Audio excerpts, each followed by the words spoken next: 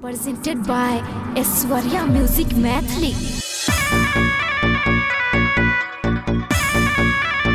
अखन अपने सब सुन रहल छी माँ दुर्गा एक्सप्रेस के शानदार प्रस्तुति।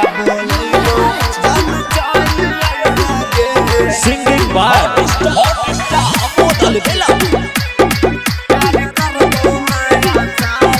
नदिया के मछली जन फसल के जान हमरा फाटल चीटल जाल में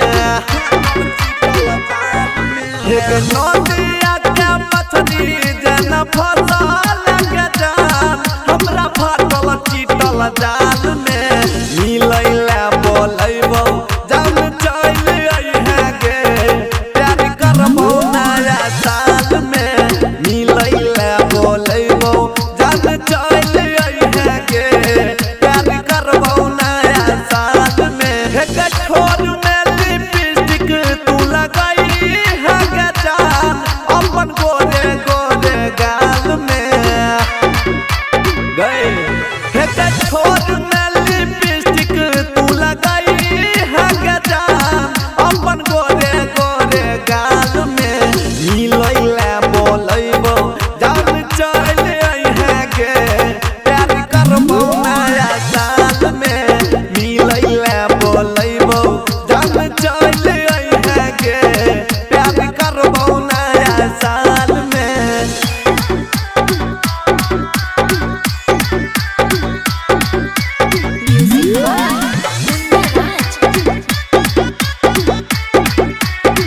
मीठी मीठी बात करबो तोरा संग बैठ के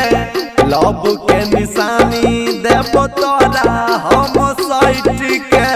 बुझली गए सच कहियो गए दिल के भीतर तू ही बसल छी सनम गे हैप्पी न्यू ईयर कहबो तोरा पहले हम गे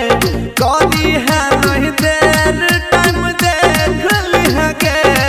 घरी है तो जे देवाल में मिलैला बोलैबो जान चल अइहे गे प्यार करबो नया साल में मिलैला बोलैबो जान चल अइहे गे प्यार करबो नया साल में। अखन अपने सब सुन रहल छी माँ दुर्गा एक्सप्रेस के शानदार प्रस्तुति।